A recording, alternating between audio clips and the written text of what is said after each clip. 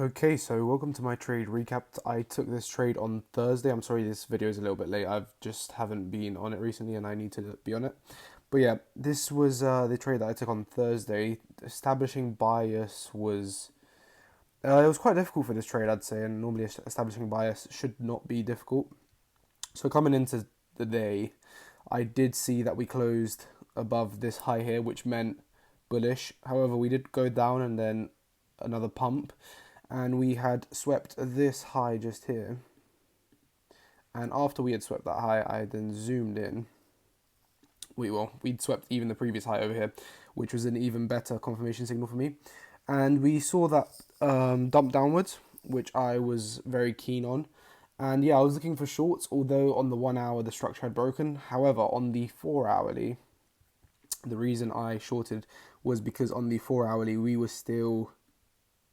It was actually a deciding candle. So by that I mean that there was this high, local high here, and if we had closed, it was on this candle that I took the trade on, and if we closed above that, that means the trend would be confirmed to be an uptrend.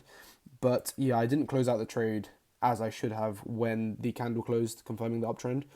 However, I'll get into why. So yeah, I was initially short. The 4 hour was still deciding. So maybe I shouldn't have even taken the trade until the 4 hours decided. So that's point number one that I could have improved on. So I then see this move downwards. We then have a fair value gap just here that we respected quite well. We also came down to equilibrium. From swing high to swing low, we came to equilibrium pretty well and held it. We saw that strong rejection. And then after the strong rejection on equilibrium, so this was a liquidity sweep, equilibrium trade, and fair value gap. After that, I went on the 1 minute looking for a break of structure. And I went a bit heavy on this trade as well. So I'll get into that in a second. After we broke this structure here, I entered here, and we made a lower low. However, I just got swept and then stopped out. So I was up around $300 here, and I ended up losing $200. It was a 2% -2% risk trade, which is quite high. I shouldn't have gone that high for the risk. I should have kept to either 1.5% or 1%. But yeah, I risked a bit too much for this trade, especially when the trend wasn't confirmed. The 4 hourly candle closed at 10, and at 10, if we just drag this across, at 10 I would have been at break even, and we can clearly see on the 4 hourly candle just here that we did confirm the uptrend. So I should have closed as soon as we got that 4 hourly close. That would have been the smart thing to do. However, I said I'm not going to touch it. I did try to stay disciplined with this trade. However, I probably shouldn't have traded until the 4 hourly candle close to decide the trend.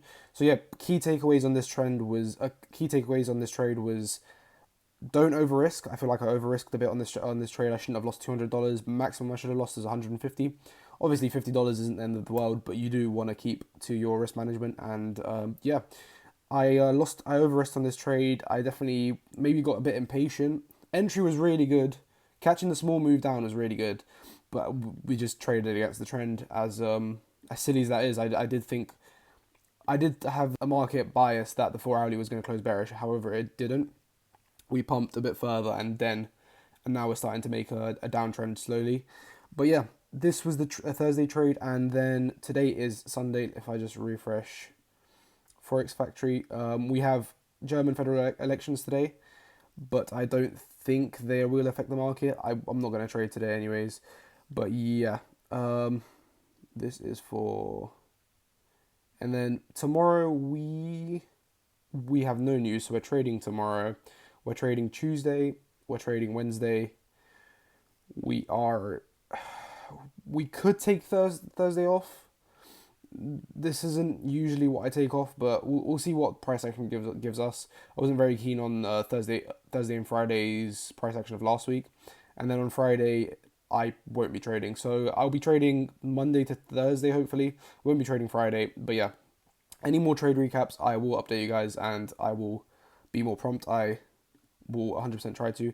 But yeah, thank you guys for watching, and I hope you guys are killing it with your trades and doing better than me.